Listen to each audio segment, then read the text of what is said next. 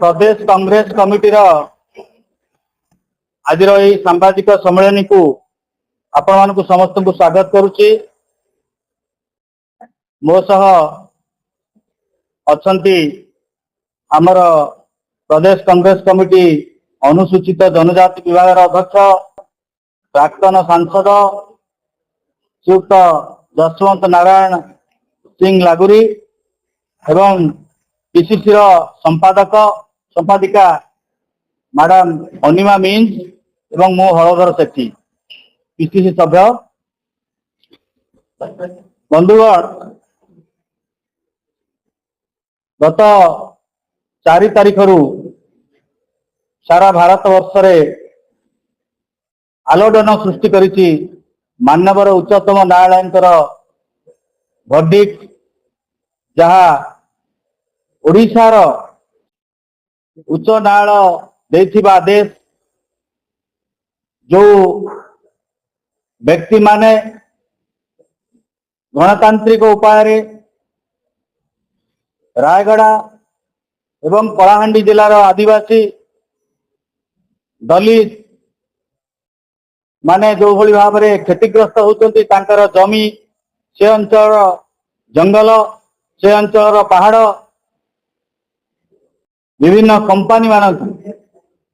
बिक्री कर दिया जाउची, लीज दिया जाउची सरकार के तरफ राज्य सरकार के तरफ ताकू से माने विरोध करछंती। कारण आपण माने जानछंती पेशा आईन राज्य रे कार्यकारी होउची। आदिवासी अंचल कौन निष्पत्ति बिना ग्राम सभा रे हबो नाही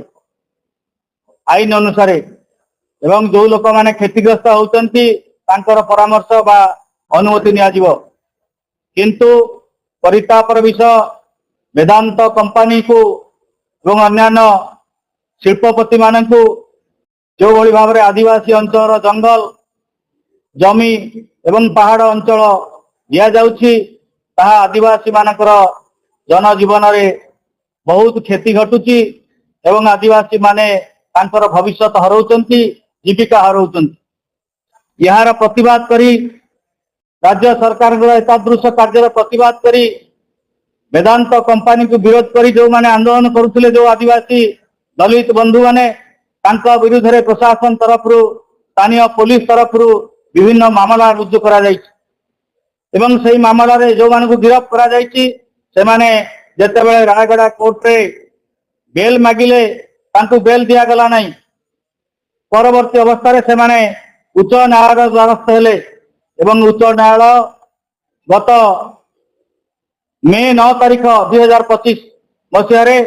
एक आदेश देइथिले, बेल ऑर्डर देइथिले सत, किंतु माननीय उच्च न्यायालय ओडिशार खाली यही मामला नुहे अन्य 50 रु ऊर्ध्व मामला भी अच्छी। माननीय उच्च न्यायालय जो बेल दौरान से बेल आदेश रे विभिन्न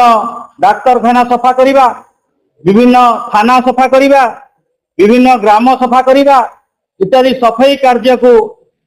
कंडीशन हिसाब रे बेल कंडीशन हिसाब रखा जाउछि एवं माननीय उच्चतम न्यायालय सेठी पई विरक्ति प्रकाश करिसंती जे जदि मानविक अधिकार व्यक्ति मर्यादा क्षुण्ण होला भली आदेश बेल समय दिया जाय परिबो नाही एवं ओडिशा उच्च न्यायालय बारंबार एभली करुथिबारु सोमोटो माननीय उच्चतम न्यायालय कॉग्निजेंस नहीं आपको विचार पर ग्रहण करथिले, जहाँकि गत 4 तारीख रे विचार होइतिला एवं माननीय उच्चतम न्यायालय निर्दिष्ट भाव में कहिसंती माननीय मुख्य विचारपति जस्टिस सूर्यकांत एवं जस्टिस जयमाला बागची ये जो डिवीजन बेंच रे विचार होइतिला एवं ये विचार बेले माननीय विचारपति माने कहिसंती ये जो आदेश दिया जायछि ताहा विचार व्यवस्था आमको निराश हतोत्साहित करुछि एवं यही आदेश उपनिवेशी कॉलोनियल माइंडसेट मनोभाव प्रकाश करुछि, जहाँकि जुडिशियल रे हवा कथा नुहे। कौन सी व्यक्तिर मर्यादा को क्षुण्ण आमे करि परिबा नाही। जो आदेश कन्विक्शन परे विचार व्यवस्था पर कन्विक्शन दि जाए ताको आमे बेल समय दे परिबा नहीं। तेणु बंधुगण अंततः एते विलंबर हेले मध्य मानवर उच्चतम न्यायालय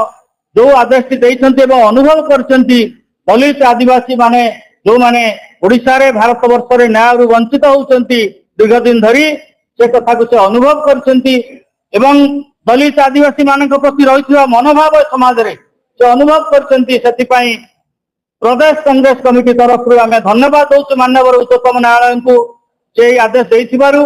एवं आदिवासी दलित मानकर मानविक अधिकार को सुरक्षा देवा पई जो भई चिंता प्रकट करिसंती माननीय उच्चतम न्यायालय सेति पई आमे ताको धन्यवाद दउछु